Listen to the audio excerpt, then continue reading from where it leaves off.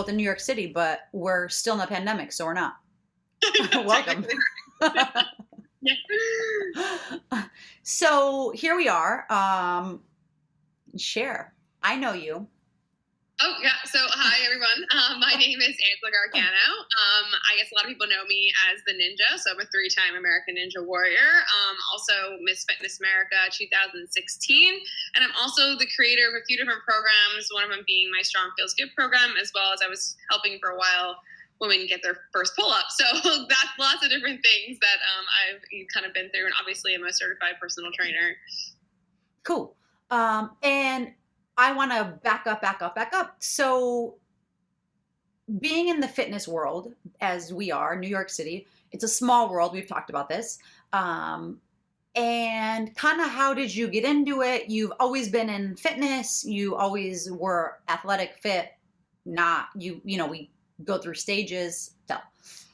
Yeah, so a little bit about like my, I guess getting in the fitness industry, I can kind of tell you my story, which is interesting is that a lot of people think that I've just been doing this my entire life, but I actually haven't. I actually was a biochemist for a good 3 to 4 years. I have a biological chemistry degree. So I was legit like lab coat, goggles, in the lab. I was basically like Breaking Bad style in these big tanks. I mean, it was wild, literally. And I kind of knew when I was doing all these things that I really didn't belong there, but I just assumed that, my parents always told me that you need to have a steady job and whatever. And I got my degree in this, so I never thought that I could change.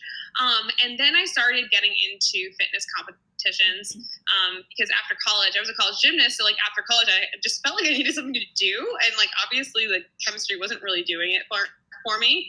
So I started getting into fitness competitions. And as I was learning how to eat healthier and work out a little bit better in the gym instead, the people around me started to ask me, what are you doing? Like, how are you eating right?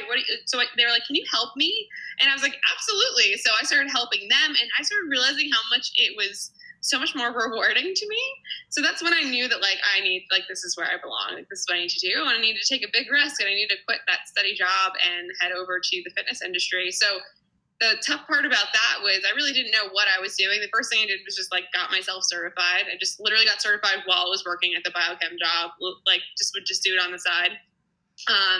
Got certified, and then as soon as I got certified and I finally left my job, I was actually teaching boot camp classes at the gymnastics gym that I was coaching kids at once in a while.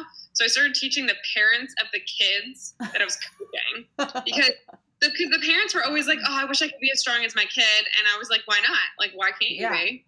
You know what I mean? And then all of a sudden, we created this entire boot camp at night and the kids were having fun with it, the parents, and all of a sudden the parents were climbing a rope and they were doing all these things. And they're like, wow, I actually, at this age, I can still, just be just as strong as my kid. So I thought it was pretty cool. So that created a big little, on accident, basically, created this big community.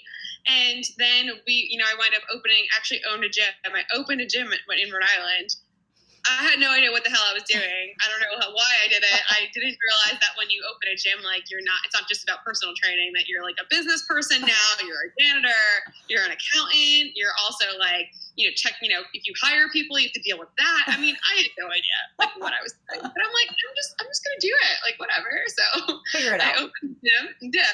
Opened the gym. I owned the gym for a little while and then, a couple of things happened, with Ninja Warrior, tore my ACL and stuff like that. And I kind of decided that I didn't really want to own the gym anymore. I wasn't really, again, same thing. It was at a place in my life again where I'm this isn't really fulfilling me.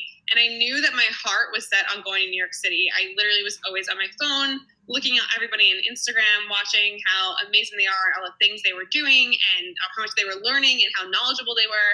And I'm I got to go to New York City. I got to go. This is where I got to go. So I closed down the gym. It was not an easy thing to do. And I headed over to the city and I was legit, when you close down a gym, you don't really have any money. So I had no money. I was literally sleeping on my dad's couch at his house in New Jersey, commuting into the city every day at 4 a.m., literally 4 a.m. in the morning, commuting on the train in. And I was hustling. I was going to every class. I was meeting absolutely every person I could possibly meet. And then I would leave every night at I think 11 o'clock at night. I remember being at Penn Station. I mean, that's not the most fun place to be, but I would hustle and go in and out. And that's really how I got myself roped into the fitness industry in New York City. It was really just by going to classes, meeting people, asking them, creating real genuine Mm-hmm. relationships with these people and really learning from them. And now, we were saying this a little bit before, it's like this little community that I always was looking at on my phone is now we're all like friends. I know them all, like, and it's wild. And they all were just literally just like me. They're just hustlers and they're just trying to figure it out just like me. And I thought that was like pretty interesting with the hustle there. So that's a little bit about how like I got into the industry, and again, the kind of the hustle of getting into it. That sounds really quickly, like the way I said that. It was not quick. That was like literally like a very long time. Years. Years. This is super, super wild. Yeah, I think that the New York City fitness industry, I think, is super intimidating. But if you can find the balls to go to these classes and actually, and it's funny, being in this industry, and it's probably different now. One, I have a kid. Two, there's a pandemic. So I don't do anything aside from in my own little space. But I think that if, people are trying to go learn and meet people, to put themselves in those spaces, that's like, there's no better place to go in, take class, learn from them, talk to them. And it can be intimidating. Like, I've been in classes and, the coach will, or the teacher, whatever you want to call them, will come up, the instructor, and say like, do this, do that. And, they tell you what to do. And, cause you're like, I used to go there instead of like happy hour, I would meet up with girlfriends or friends, and that we would just work out. And like, you're there to hang out. You're not really there to, like, you're kind of there to work, but you're there to hang out with your friend. Absolutely. And so, they see that you're fit, so they assume you could do more. And you're like, well, I'm just here to hang out with my friend. I'm not really here to go all out because I already worked out once today or twice today, or, Yeah. And so it's funny because they are engaging and they do try to push you. And so when you do engage back, they 100% will allow you to create that relationship. And I think that some of the best, for me also, I think, I'm assuming for you, the best relationships and the longest I've had since being here are from that space. Absolutely. I mean, definitely. You just get so close, and you keep showing up every single day. And I remember, like, I went to a bunch of different classes, different styles, stuff like that. But the more and more I kept going back, the more they're like, "Oh, Angela, what's up?" And then I maybe see like the same person in the class, and I meet a new friend and things like that. So it definitely was. But a lot of times, like, I would actually go in these classes, I would know who that person is. Yeah, I would act like I didn't know them. Like, I would be like, "Oh, like, I'm Angela." I'm like, "I'm Lola." I'm like, in my head, I'm like, "I know who you are," but like, you're like, "I've been following you. I know who you are." Following you, but it's fine. I'm just gonna pretend like I haven't. And that's actually how I created more genuine relationships. I feel like what was happening, a lot of people always ask me, like, Angela, like, how did you get into women's health? How did you do this? How did you do that? Like, I did not go up to these people being like, "Hey, excuse me, can I please have an article in the magazine? I think that I'd be awesome for it." Hell no. Did not do that at all. I literally never even talked about that once. I just asked them how they were, and I hung out with them, and we worked out and whatever. And you create these genuine friendships, and eventually you're talking, and you'll say something like, "Oh, like, I've never done this before." And they're like, "Oh, actually, I have an opportunity for you. You can do this, this, and this." And that's really literally how everything came up for me. 100%. Well, and I think that there's this big misconception of like, there's this, you're hustling, you're grinding, you're in, out, day, all the time. And people generally now think like, if you want it, you got to go get it. You got to ask for it. And it's like, yes, but to a degree. Like, I also play that game of, I don't know who you are, but I know who you are. Like, I'm not gonna ask, and I'm horrible at asking. Even for me to reach out to you and be like, "Hey, you want to come on my podcast?" Like, I felt a little, but I'm like, Yeah. you know what? We stand for the same thing. We know a ton of the same people. I'm not like, there's no, like, the worst you can say is no. Absolutely. I mean, totally. But I do agree with what you're saying here. I mean, just like making sure that you're creating genuine relationships. So don't just go DMing people and being like, "Hey, can I have this? Can I?" I mean, I see it all the time when I work with, Oxygen Stock. You see it all the time in the DMs. Like, "Hey, can I be on this? Can I be on that?" Instead of like, are you like on their page right now, engaging with the content they're actually doing right now? Are you maybe asking them real genuine questions? "How's it going? How's your day? Oh, I really like that shirt today. It looked really good." And doing that for like a while. And like getting whatever. And then eventually maybe being like, "Hey, you know what? We have this in common. I would love for you to do this." That's a little bit different than when people are just like straight up ask for things. And I think, again, that's why I probably made it a lot further in the industry a little bit quicker, I want to say, because again, I really, at the end of the day, be a good person. And it's like, that's the one thing I always say, like, these people that we're talking to, they are people too. They have stuff going on in their lives. And that's all you got to do is treat everybody like they're just like a regular person, and not just like a thing. I just want something from you. Like, I actually hate that. I had a few people during the pandemic who like reached out to me and they're like, can you get me a women's health? And I'm like, first of all, you never even asked me how my day was. Who are you? Well, yeah, I mean, and that's not to be mean or anything, but I'm like, if they were like having a real genuine conversation with me and like saying, hey, how's it going during the pandemic? Oh, what have you been doing? Whatever, or they're asking for advice first or something like that, then eventually I might be like, you know what, let me help you out. Let's see if we can get you. And because I'm all about, I want everybody to succeed and I want everyone to do anything, but like, people got to be careful with like the way I think that they 100%. Do it. Yeah, absolutely. Well, and I think that New York is, and I'm sure other cities, but we're here, so it's easy for me to say New York. It's such a hard place because you have to learn, right? Like, there are those people that you meet and you can really become friends with, and there's those other people that you meet and they just want something from you. And the problem is you don't know that they want something from you until they leech on, and you're like, oh, shit, like, I thought we were friends. Like, hello, like. Yeah, exactly. So it's like, I think it's just really interesting. So again, just creating those like, genuine, like real relationship, like a really, I don't know. I think that's why I've been really successful, not only in the industry with, women's health and stuff like that, but also with, with my clients. At the end of the day, yes, this is my business. Like, I need people to buy my product. But at the end of the day, these are all people. And these people they have lives and things going on. And like, I truly care about you. Like, what's happening with you? How can I actually help you? I'm not just going to be like, buy this now. Like, no way. Like, do you actually need it? Like, what's happening? Like, why have you been, so I really get to know each one of my clients, which I think is like really different from a lot of other things that are out there right now. I can't right now. I have like hundreds of people in there, but I really do know most of their names. I know what's going on with them. I know where they are. Like, and I think that's, again, really important, creating these real, genuine relationships. That's how you're going to be successful in business. That's how you're going to be successful in life and anything that you're doing. 100%. Really, absolutely. Yeah. Yeah. It's 100%. I could not agree more. I have nothing else to add to that because it's so on point. Yeah. Are you from a small town? So funny story. I'm actually from New Jersey, the small town I'm living right next to now. I was in New York City during the pandemic, and I was like, I gotta go. Like, it's time to go. Get out of here. It was a little bit too overwhelming for me, and I was paying a ridiculous rent for no reason. So I was like, whatever. I got out of my lease. I came back to literally the town over for me is Byram, New Jersey. Very small town. It's so funny. I brought one of my New York friends. She came to visit me. And I took her around where I grew up, and she's like, Angela, how did you get where you are today? No, but it's that small town mentality. I swear, I came from Podunk, middle of nowhere. People, I say this, I don't know if it's this kind of country. Where I grew up in the country, people would ride their dirt bikes and their tractors to school. Oh, we were close to that. So we're like farmland, Jersey. Like the one place that was cool and Byram, New Jersey is Wild West City.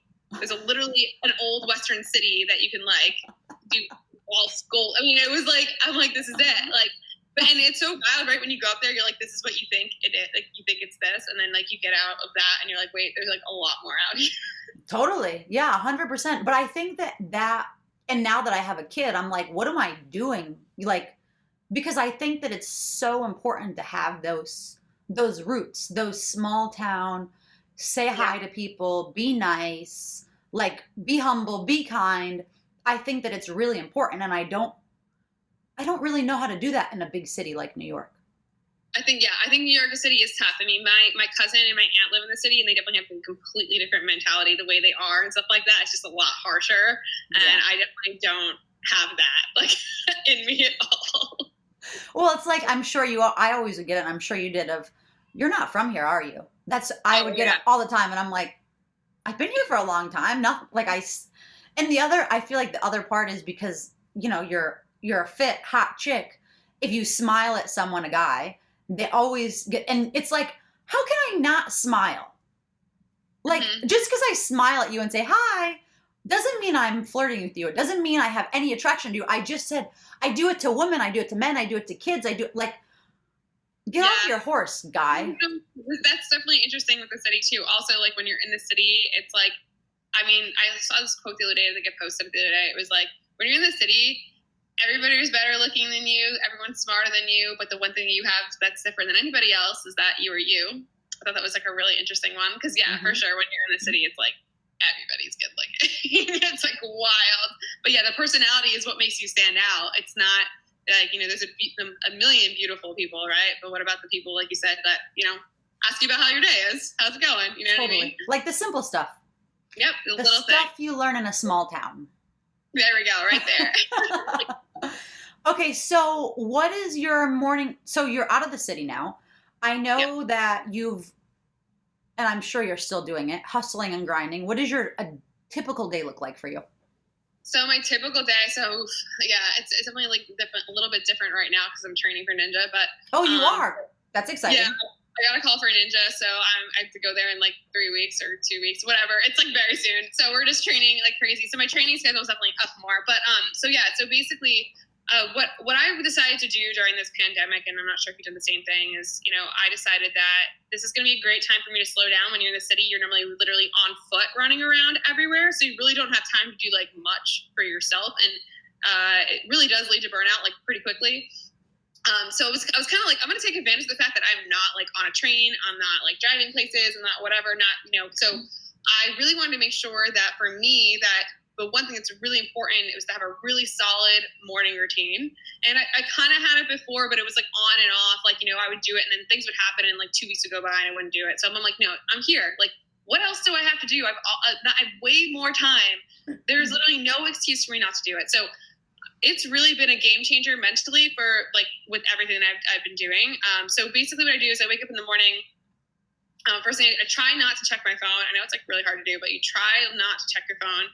I sit on up, I grab my journal, and I actually journal like immediately. So journaling could be anything. I literally sit down and I write how I'm feeling, any thoughts I have. Maybe I have like these ideas that I woke up with, or something that like someone said to me, whatever. So I just kind of journal it out. After that, I literally write out, it's called the CTFAR method, but basically what it does is it takes any negative thoughts you might have and you shift them to a positive. So a lot of times it's like the same type of thing that you write over and over again, because a lot of times we have the same negative thoughts. So you take your negative thought, you write it out, you let it be out there in the present, and then you literally shift it. How can it, like, what's the positive of this? How can I make this better?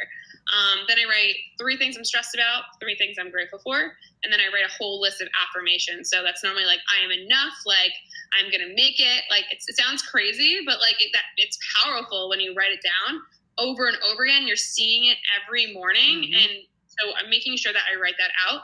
And now I've been journaling now first because my brain kind of races and stuff like that when I wake up. So I want to make sure I like taking care of that. And then I always am reading. So I have a book that I always read. So, and before I used to always think I have to read like a ton, but I'm like, no, I'm going to read just like 2 pages. No stress. If I have more time, I'll read a little bit more. That's been really great. And then I will meditate after all of that. Now I was meditating first, but it's tough because you're racing. You want to do all this thing. You got to get it out and then meditate. Exactly. Let it out. I dump it out. And then if I need to write anything out after, then I meditate. Meditation's been a game changer for me. I read this book called Stress Less, Accomplish More, and it's all about how meditation really cognitively changes your brain so that you can become more productive and feel better. And I'm like, you know what? I'm a scientist. Science. If science is telling me that physically my brain is going to change, I'm in. Like, let's go. So now I meditate then right in the morning. That's going to help you get more productive. And then I also meditate some point again in the day, and that is normally when you're feeling like you're having a dip. So if you feel like you're crashing, you stop, you meditate. It's like almost having like caffeine without caffeine. You do your meditation and then you go back and do your work and you always are more productive. So those have been like a big piece of my life, making sure I do that. Normally after that, I'm literally right into like teaching a live workout a lot of the times because I was teaching live workouts for women's health a ton. Definitely a little bit less now, but I'll teach a live workout and then we'll have a protein shake and I'll go right into any kind of work that I have to do that day online and things like that. So it's a lot And that sounds like the online stuff doesn't sound like a lot. It is a lot of work. It's mentally draining. It's exhausting to sit on your computer. It's a lot. So definitely just, I sit down and write a list of like the bullet points of exactly what I need to get done, priorities and stuff like that.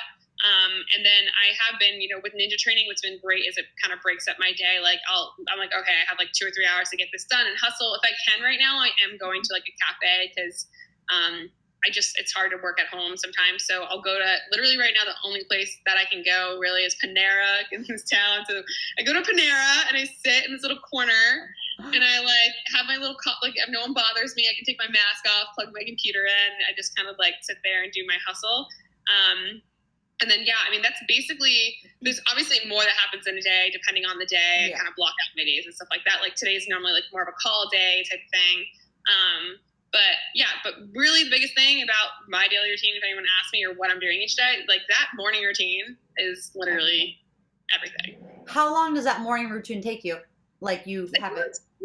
Doesn't take that long. It's like 45 minutes, maybe. So you wake up like maybe 45 minutes or an hour before. And sometimes, sometimes I just can't wake up the night before if I'm training really late. So I'll just teach the class first and I'll do it after. I never put stress on it. Mm-hmm. Like, oh my God, if I don't do this, like whatever. I just find a time to do it no matter what. I know, again, scientifically, all of it is proven to help you become more productive, be more grateful, be less stressed. And if you're less stressed and you're feeling good, then everything in your life comes together way better. If you're stressed out all the time, none of your stuff's going to come together ever. And stress just produces bad things. Stress is just so bad. Ugh. It does. It does. And sometimes even with doing it, that it doesn't necessarily make you feel better. I mean, some days the meditation's not great. Like it happens. Yeah. But just being consistent and doing it every single day, eventually it does do something. Yeah, definitely. So don't think that like you have a bad day where this is not working. No, just keep doing it. Yeah.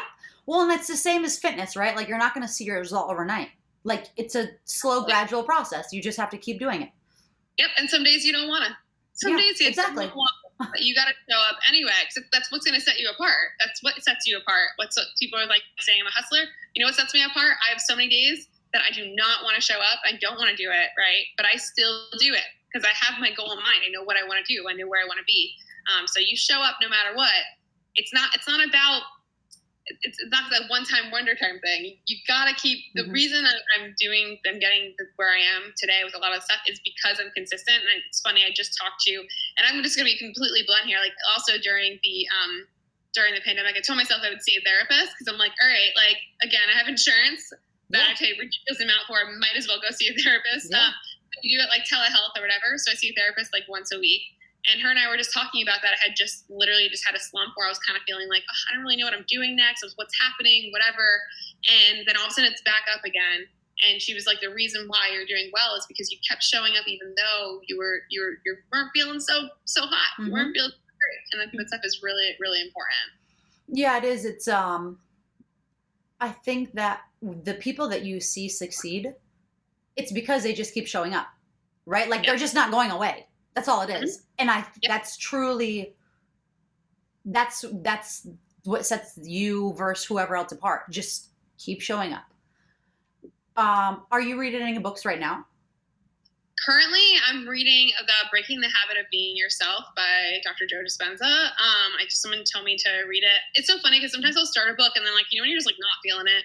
So I had tried to start a few books like lately and I didn't like them, but this one I really, really like. Same thing. It's a lot about like cognitive function and it's a lot about how we think internally really does affect stuff externally and like it's actually like science, like it actually does. Yeah. So just really going back into digging deep and I mean, I'm literally still at the beginning of it, but he talks about the science. Absolutely love learning about that in your brain because again, the more I think you understand your brain and you understand how this stuff works and what is working, like again, even with talking about meditation, you're like, oh, I don't want to do it. But if you did read that book and you saw that like there's literally brain scans that this is working, you're more likely to be like, you know what, like this is not just like some juju, whatever. It's like working. Like it's real stuff. But that's the book I'm currently reading right now. But during this pandemic, I've read so many. I read Stress Less, Accomplish More, which is meditation. I've read Make Your Bed because I'm a big believer too. You wake up, you make that bed. Just make your bed. It's my husband. Me, I'm like, no, I'm not. I'm gonna drink my cup of water. Let me It's so important though. Like it's like literally how you get your whole day structured and started. It's like just by making that bed. You know what I mean? If you don't make your bed, your whole life might seem. It's literally the first task of the day. What else did I read? I think I also read. You're badass at making money. And I had a few other ones, but I just was like, I'm gonna again. And it was literally I read all of these by just doing like 2 or 3 pages a day instead of worrying about like I gotta read the whole thing. Exactly. You just show up, you read a couple pages, and eventually finish it. Exactly. And I think it's really important to get you to read and to get off your screen and all that stuff like that. I mean, again, So all important. very proven. Like read. You know what I'm reading right now that's you actually would probably really like? It's Women Are Not Small. It's called Roar. Ooh, okay. Like what a lion does. And or what my kid does. And it's by Dr. Stacy Sims, and it's the underlying theme is basically women are not small men.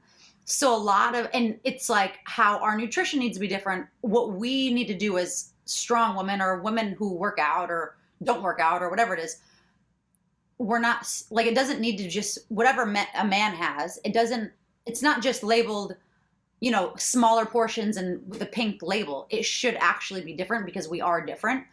And during our cycle, typically for a long time, it was looked at as this is when we're most weak. But science, you like science, has actually showed that this is when we're strongest.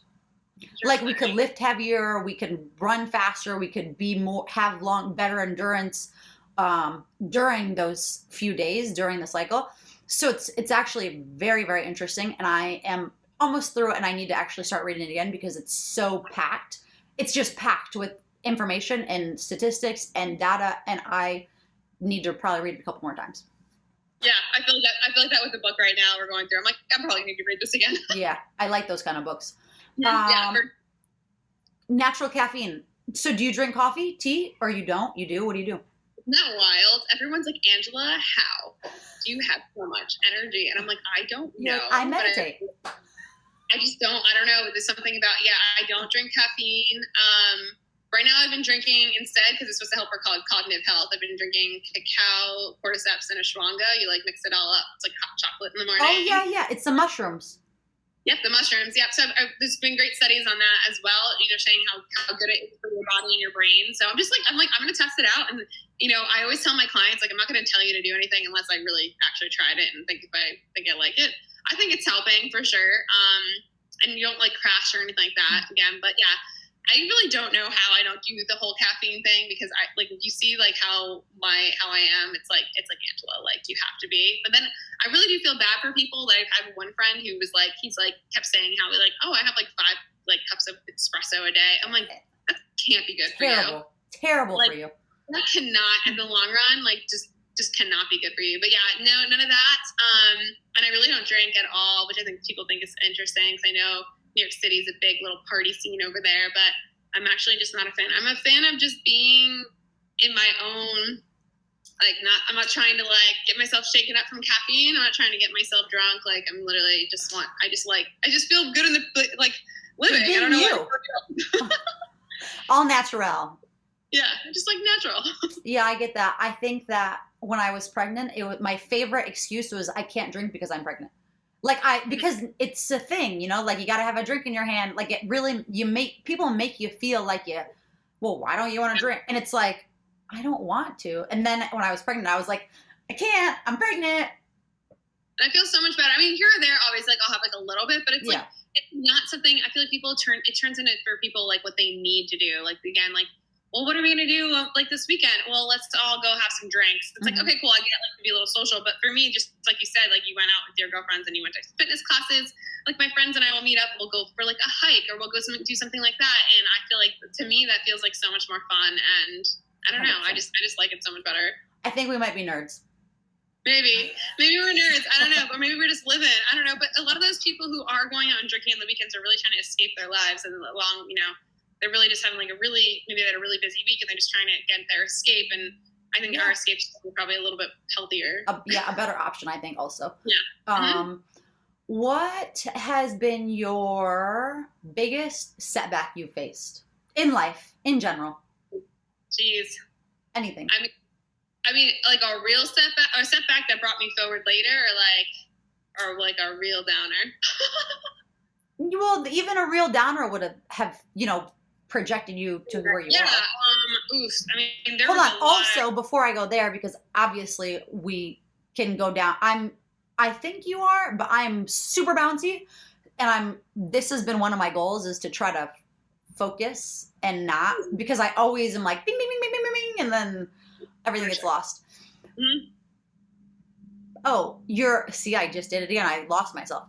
So I think that it's amazing that you started seeing a therapist because, um, it's like now with our generation, I think generations above us, so older than us, they look at it as such like a, um, I think they see it like as a weak thing or like, you're a pansy or whatever. But I think that, to do it, you really got to man up and tackle all these things that you've had to deal with. And I think that it's serious, like it's really good. And now people our age and younger, they see it as like it's a privilege. Like I have insurance, so I can see, like, where other, it's like, ugh, but it's like, no, it's really so good. So good on you. So good. I mean, I honestly, and I started seeing the therapist when I really wasn't having any problems. Like I was like, I'm really, I mean, because I think some people start to see a therapist because they're having problems. I was like, no, I'm gonna make this consistent because I know it's good for me. I think that I think literally everybody needs to see a freaking therapist. Yeah. It's so nice to have somebody who is just, so not biased. They're literally just talking to you, help you talk out your thought. If you're having crazy thoughts, because we all have crazy thoughts, men and women. Like some thoughts that you're like, well, what the hell? You can say that crazy thought to that person. They're not going to judge you. They're just going to try and help you figure it out and try and map it out. Or they're going to be like, yo, well, a lot of people have those crazy thoughts. Don't worry, you're not alone, type of thing. So yeah, I mean, I think seeing a therapist was again, it wasn't when I was at a super down point in my life. But what's interesting is that like when I first started seeing her, it was us just slowly kind of talking and like kind of get to know each other or whatever. And then when I did have the down point in my life, which I feel like, again, last month was a little bit like iffy with like my identity and I was trying to figure things out. I was so happy that I'd already been consistently set up to see her. So it's like, you need to do these things, like even when, like, don't wait to fall. Yeah. I mean, again, it's maybe when a lot of people start, or even when let's say you fall down from something and you see the therapist, she helps you, and then you just leave. Don't leave. It's like this happens a lot of times, even with like physical therapy, right? Like you go to a physical therapist and you have an issue, and you work it all out, and then you leave, and you never do those therapy like techniques again. No. You got to keep doing them. So I think that's yeah. I definitely think it's. I'm not scared to say that I go to therapy at all. I don't feel like it's weird. I think it's literally, but a lot of people do think it's weird, and there's a lot of people I've met where I'm like, you probably should go to therapy, and you'll probably feel better about it. 100%. So yeah. Well, and it's nice I think that if you see someone regularly, it's kind of like, it's hard to make new friends because you feel like you have to give the backstory of, I don't know, this guy or that guy or your ex or this crazy lady or, and so to have someone who's there with you all the time and is constantly caught up, you don't have to just try to catch them up. Absolutely. I think it's, yeah. So I definitely would say therapy. As for setbacks, I mean, I've had a lot of crazy setbacks in my life. I'm trying to think of how far back we want to go. Let's see. Okay, so I think where I had a really crazy setback, and I don't really normally share this story very often. I shared it on my Instagram page literally once because I never want people to think that Angela's damaged or whatever, something like that. But when I was in college, I actually tore my left ACL. Awesome. And going from being an athlete to feeling like you have nothing left. Like you're like I've just been doing gymnastics this whole time. Like what am I? And you're in college. The first thing you go and you do is you party and you drink because you're like what else do I have going on in my life except for I'm in college or whatever. I kind of got caught up in the wrong crowd. I never really did anything bad, but I didn't, and I was pretty naive. I really didn't know what was happening. And I'm getting caught up with this guy who I was dating for a while and didn't realize. Literally, I mean, I kind of knew something was sketchy, but I never really could put it all together.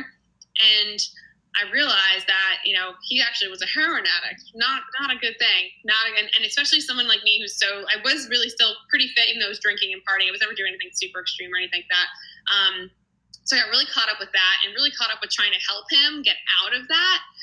And it turned into this whole thing. And I don't know if you've ever been around addicts before, but they'll wind up trying to, take money from you and, manipulating you and all sorts of crazy, crazy stuff or whatever. But I got so caught up in that I was too scared to tell my parents because I didn't want my parents to know that like I accidentally got involved in this and I couldn't get out of it. And it was turned into this whole thing.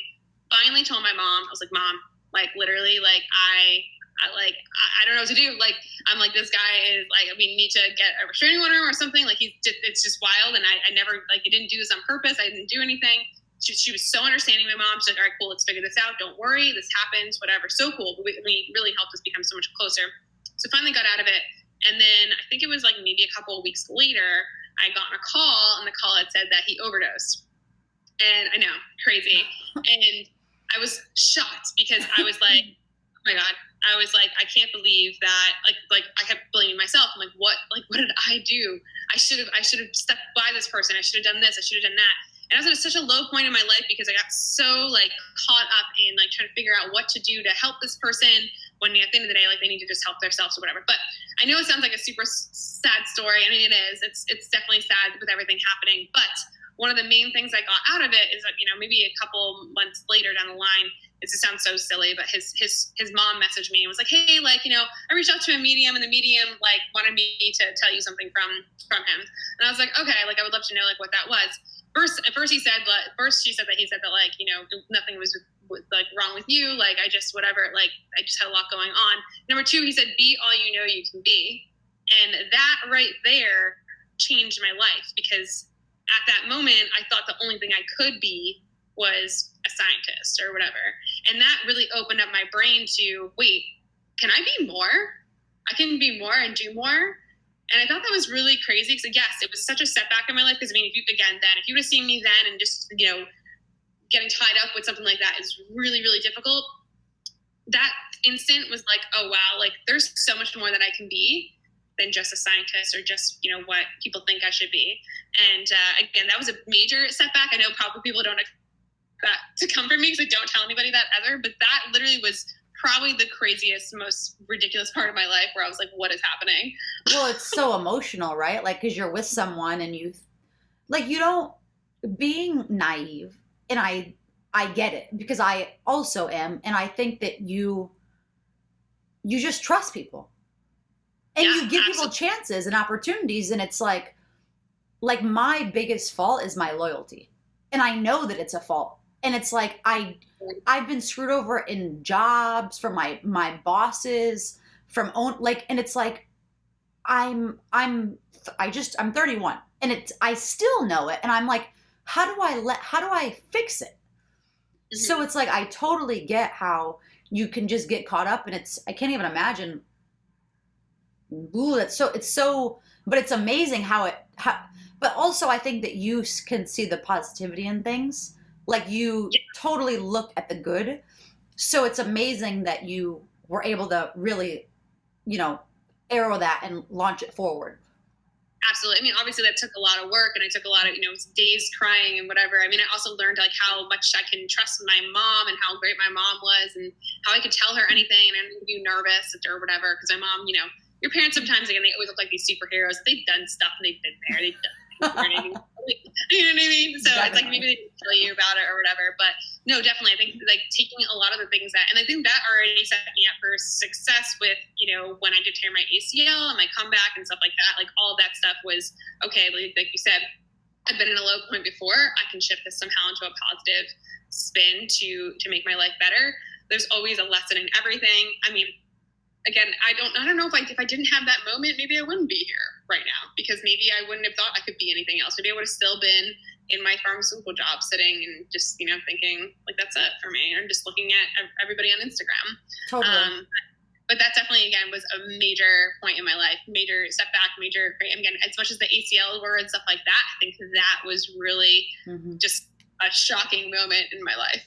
Well, and that's, you know, there's I think being a like being a strong chick, right? Like there's emotional things and there's physical things. And when people say, well, would you rather be emotionally hurt or physically hurt? I'm always like, physically. Like I can handle anything physically. But when it comes to emotions, it's like, it's a whole different game. Mm-hmm. Especially when you said loyalty, I feel that too. I'm such a loyal person. Like if you're in my life, like you're in my life, and I am so loyal to you. And a a lot of people aren't really so much like that. Like you know, I'm sure you've discovered. So it's just definitely like, I definitely feel what you're feeling when you say that. And it's tough. Yeah. You just want to see the best in people and things like that. And I still do. I still, no matter what, see the best in people. I'm just a little bit more observant. And I always have learned too now that like, if it doesn't feel right, probably not right. Like your gut is right. Your gut is legit always. Don't ever think that it's wrong. Always. And what I've learned even more being mom is as a female, as a woman, your gut, you know, like, you know, whatever you think, it's very likely that. Well, that makes it really tough, like to have a relationship like that because at one point I was like, hey, I have a guy that I think you might, and you're like, I don't have time for men. So you're not dating, you don't have time for men. Well, no, I mean, I did, no, it takes a while for me to open up to somebody. That's a thing, especially after that. Like I'm really careful with who I allow into my life, and I really try and make sure that I get to know them and things like that. Again, I am very loyal, and if you're in my life, you're like really in my life. I was seeing somebody for a little bit during the pandemic, which I was super pumped about, and I thought it was going to be awesome, and everything was great, and we like went away for like 5 days into this whole adventure, and it was great. And the second I asked him like what, I'm like, oh, like where do you see this going? He like couldn't answer, and it was like, I was like, whoa. You're like, come on, bro. Yeah.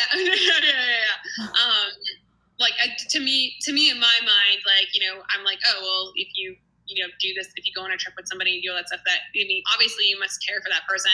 Maybe you want to see it go somewhere else, or at least explore those options and stuff like that. But you also have to realize, and I talk about this with my therapist too, everyone's a little bit different with how they think. I mean, maybe that person just doesn't think that way, and you have to be okay with knowing that, like, you know what, like maybe that this person thinks a little bit differently than you in that sense. So I was kind of bummed about that, but I also do feel like when the right person is in my life, if I did ask them after that trip, like what was happening, they would have been like, oh yeah, obviously, like, or, you know what I mean? It would have been easy. So I'm just waiting for it to be easy.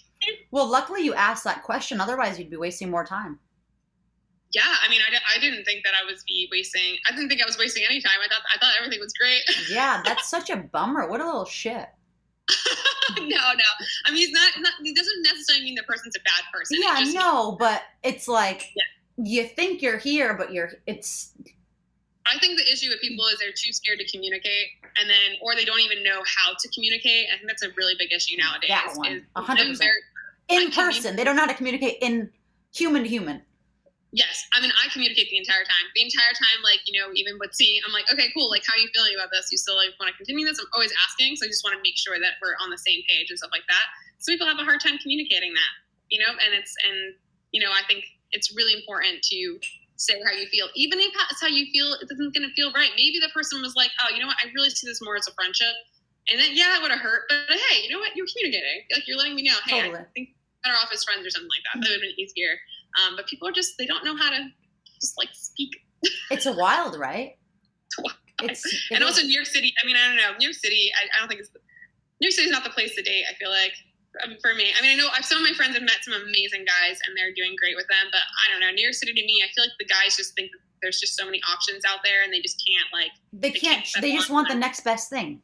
Exactly. They're like, like, you know, you were cool and like you're a cool chick, but like, like this person over here, she's also pretty cool, and like this. I'm like, all right, well, whatever. Yeah, it's a weird. I couldn't even. I feel like all of my friends, all of my husbands, all of our friends are mostly single, and we try to hook them up with everyone we know because we obviously think they're great people because they're our friends, and it's like I just. Well, you let me know. I'm always open to going on dates, but you know, you never know. Like, you never know what will happen. I'm very much, you know, open to dating, but it's like, you know, I just kind of assume in my head. I popped up in my head, so I will let you know after this. Let me know. You said maybe you'll be on like a dating show after this. Like, well, I sent Angela on this blind date, and it was great. I will. I'll send you a picture when we get off. Okay, yeah, that sounds good. If you're interested. So another thing that you wanted to talk about too was the body image stuff, right? In the industry. So I think what's really important to talk about with this whole body image thing is when I grew up in my small town, back then, you know, the girls were super skinny, like that was like what's in, like everyone's skinny, whatever. And then I come along and I've been working out, doing gymnastics and stuff like that, and this as a kid, and I had some muscle in my arm, and since that was different, a lot of people would make fun of me. They would call me a man and things like that. So instead of me trying to embrace my strength and the stuff I've been doing, I would like hide in a sweatshirt like all the time. Like literally, it would be like 100 and something degrees outside, and I literally just be in my sweatshirt. I'm like, I can't, like, no one can see my arms. My teachers would be like, hey, I wish I had your arms. I wish I had your strength. And I'm like, no, like they're calling me Mangela. Like I feel so ugly. Like, and then I'm looking at these popular girls with like these really lean arms, and they're just like, you know, whatever. And they would make fun of me too. And yeah, it became really tough to think that muscles were a beautiful thing. Being strong was a beautiful thing. And even then, I was a pretty strong woman, like, you know, female, like, you know, really wanted to be with the boys, do the sports and stuff like that. And that was like a weird thing. And it's really interesting nowadays that literally all of that and all of us made fun of is literally what I do for a living. Mm-hmm. And it's pretty wild that now everybody wants to be strong and muscular and feel that strength and stuff like that. And I wish I could tell my younger self, like, literally, girl, like, this is going to be your career. Like, it's fine. But it's just pretty wild because I think for the longest time it was tough to embrace that strength, and skinny was whatever. And hey, you know what? If you're skinny and you like being skinny and you like that, that's fine, totally fine. But I think for a while it was like only that or nothing. Like that's the only thing that mattered. Well, and it's like I think that being in school now, middle school, elementary, high school, whatever, it would be so hard because there's so many fads and phases, right? So it's like the eyebrow shape, the lip size, this, that, arms in, arms are out, like, you know, the crop top, this, that. And it's like, I was teaching kids when they had the lip thing going on. Oh my God. The kids were like sticking their lips in the water bottle. Yeah. To like get them to be like fake looking. And I'm like, and they would come in, I'm like, what is wrong with your face? And they're like, oh, I stuck my lips in a water bottle because it's supposed to, like, I want to look like a Kardashian. I'm like, what is wrong with you? It's like this. It's like, yeah, they do that. They just stick their lips in it, and I'm like, I can't teach teenagers. In my head, I'm like, I'm done. Like, I never want to. Well, and I think that's the problem is being in such a sceney place like New York or LA or wherever. Even after you're a kid, it still continues. Except then it becomes a little more permanent, right? Like, so lip injections or, I don't know, whatever the things are that people are getting, it's like, it just becomes more and bigger. And I feel like, I don't know was there something that happened that made you just be like, you know what? I'm comfortable with myself. Or I wasn't even comfortable with myself even in college. I mean, because I went to college and I was just like, yes, I'm on a gymnastics team. Everyone is gonna have muscles like me. I was so pumped. I'm like, I'm gonna fit in. None of the girls had muscles like me. They're all just like same. Like they just didn't. Their body didn't develop like mine, and I was just. I think what I finally got the most comfortable was maybe, I don't know. Definitely when I was doing fitness competitions, because fitness competitions. Everyone. I was in a bikini on stage in heels, like half naked. And that to me, like, I did not want to be naked. I'm not a naked person. And I literally fitness competitions can be really bad, but they can be also really, really good. The fact that I had to learn how to strut on a stage with high heel, clear heels, that is confidence right there. 100%. So I think that competition team and my mentor always saying, hey, you look beautiful and things like that. Well, like while I was strutting my stuff, that definitely helped me become more confident. And I was like, oh, well, here we go. I guess I'm just going to. There we go. It is. It's interesting, right? How like those little things, but I think that what's so interesting about it is like, I see you, I know you're a hot chick, right? Like, I don't know if I think you're a hot chick because you're hot or because I know that you portray confidence and you're a good human. Right. So it's like, I can't differentiate that because I know you and I see you. Right. As opposed to someone you can only see from afar and you're like, oh, yeah, she's hot.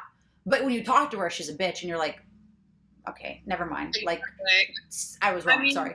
I still don't even portray myself as hot. I just like don't even think of myself like that, and I don't know why. Like, but I'll definitely have like, I've had certain people, even certain guys, that be like, "No, you're hot," and I'm like, "Am I?" Like, because I don't know. To me, I always say like, "I'm just Ange," like I'm just Ange, just like whoever. And I mean, I don't think that I don't sit there and think about it like that. But I mean, there's days where I'm like, okay, cool. I feel pretty good about myself. I look pretty good You right had a now. good hair day. You washed your hair, something. I get that. I'm like, yeah. I'm like, I showered today. No, but seriously, I get it. Because growing up as one of the boys, like I agree. I feel like I didn't develop almost because I played volleyball in college. I was constantly wearing those little spandex, and I literally, I remember my coach would be like, "Arielle, you can't play if you don't take your sweatpants off." Like I hated wearing them because everything just hangs out. And it's like now I got to a point where that's the thing I'm most comfortable in. But you kind of, I think that I don't know, it's an interesting process. I definitely think so. And again, and just like you said, like growing up with the guys, I mean, I was definitely a guy. I'm still basically a dude. All boys. Like, All I still bro out my bros, and like I mean, they'll tell me it like randomly, like, "Oh, like you're beautiful," whatever. Like, but like most of the time, it's like you're just with your guy friends. They don't look at you in that way. So I think sometimes too, I think of myself as like, "Oh, well, this guy's just gonna think of me as a guy, like as a dude or whatever." Yeah. But then I'm like, what guy would not want that? Totally. Girl, pretty good, and she's also pretty chill, and she's not freaking like trying to girly and chicky and crazy. Yeah, not spending 10 hours putting her makeup on. Whatever. I mean, again, if you do that, it's fine. It's but I'm fine. Just saying, that's not what we're talking about. It is a crazy thing. Mm-hmm. For sure. But definitely interesting. I am reinforcing it. I think I got the guy for you. Oh, okay. All right. Well, I'm excited to see what we have a little dating show. Yes. Wait for it after. You've dabbled in a ton, and there's so many other things, and we're already coming up on the time. You've dabbled in a bunch of different types of fitness. Pros, cons, your favorite. Yeah, I mean, I think I learned a lot from all of them. I thought gymnastics was a great way to learn how to be disciplined and learn how to really zone out and really appreciate your body. I think that fitness competitions, again, were great because I really became comfortable in my own skin, being able to strut my stuff. And I think that's really important. I think a female should feel confident and be able to do that and stuff like that. So I really feel like I gained this kind of confidence from that.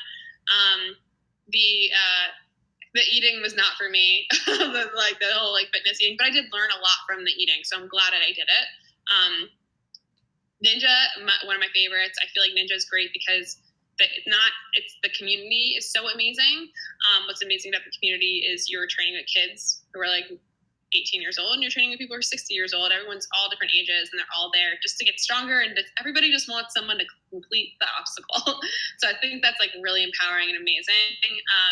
And I think those are again, I think everything has a different aspect of how it goes. I like Ninja. I feel like my body looks the best it ever had looked because I'm not focusing on getting smaller or lean or anything. I'm just focusing on getting strong, and I look really good. And that's literally why my program is called Strong Feels Good, because I want females to feel that. I want them to realize that, hey, if you focus on getting stronger and focus on that aspect of it, you're going to lean out, you're going to tone up, you're going to lose your weight, you're going to do all that, but you're going to focus on something really positive, like getting stronger instead.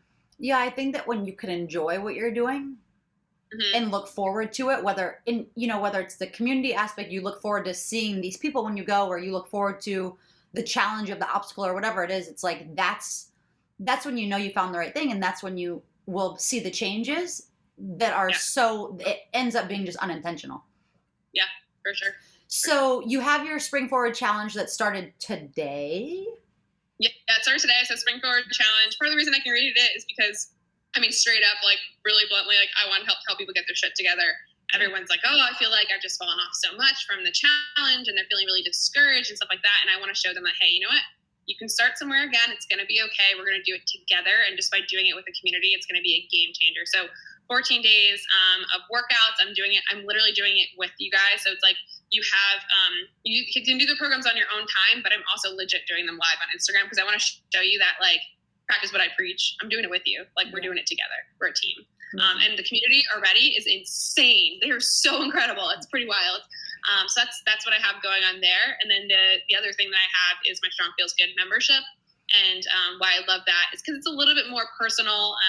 I hold you accountable. I've got coaching and stuff like that. But we also do monthly themes. We have classes every Sunday. And it's really, the biggest part about all of this is the workouts I give you guys are awesome. That's awesome. You know, and you can get workouts anywhere, right? But they're awesome, right? But it's more of the community and the fact that you're going to feel really good after. I'm going to help you with your mindset and help you feel good again. That's the whole point of this. Yeah. All right. Workouts are workouts, but I'm going to help you feel good again and keep staying on track with yourself. I really get very involved with the people in my program. I really want you to succeed. Nice. And do you dabble in, how long is a workout? And two, you're dabbling in nutrition with them, or what are you doing? We do like kind of, we have a 4-week nutrition program built into my Strong Feels Good program, but what it is it's teaching you why you're eating what you're eating and making small adjustments on your food, because I don't feel like doing a diet or anything like that is sustainable in the long run. You're going to see way more, you're going to feel better and see better changes if you do it the way that we do it. And the workouts, they're about 45 minutes, I always say, with the workouts. And we kept it really minimal with the equipment. So all you need right now are dumbbells and mini bands. Eventually maybe we'll do equipment, but right now gyms are, weird. It's a mess. Yeah. Awesome. And you can be found on Instagram at? You can find me at Angela, _Gargano. And I always say this, I know I have a blue tick on my name. That doesn't mean message me. Message me. I don't know why. I mean, I know people are like, okay, cool, she's legit because she's got a tick. Awesome. But they also get intimidated and nervous to message me. This is what I do for a living, and I really want to help you. So if you ever do have any questions about anything, just don't ever hesitate to reach out to me. This is what I do. Yeah, you answer. I don't remember if I messaged you or texted you, but you answer. Yeah, I always answer. As long as it's not a weird, I know, you get weird messages too. But I was going to ask you about that actually, because being like, going back, a hot chick, how do you deal with, one, the pervs? I delete them. Or if they send me anything inappropriate, I literally write them a whole message about how inappropriate that was and how they should really look back and really observe themselves and figure out what they need, how they should speak differently to women. And I write a whole thing, and I've had people, I block them after it normally, and I've had some people email me after and be like, I'm really sorry that I messaged you that, and I'm like, good, I hope you learned a lesson, and I hope that you treat and talk to women better. That's great. Good for you. You should get a copy paste. You have your blurb, your discipline that you give, and then you just give it to all of them. Sometimes I always change it. It depends on how feisty I am that day. That's amazing. Yeah, because I do think that there's a lot of you really have to navigate through social media, because when you look at your page, it's very you keep to theme. You don't do any political crap. You don't do it's just your fitness stuff. You talk about you and your things, and you stay in your own lane.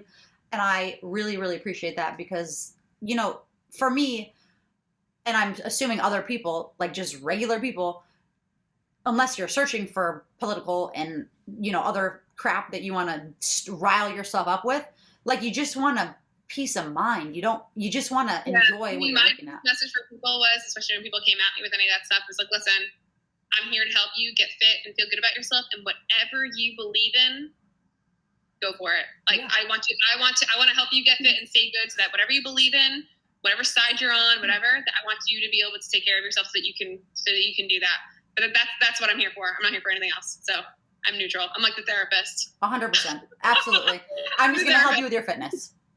Yeah. Mm-hmm. Yeah, I appreciate that 100%. Yep. Anything else you want to share? No, I think that's pretty much it. So I thank you so much for having me. My absolute pleasure. Thank you for making time. I know you're a busy, busy lady.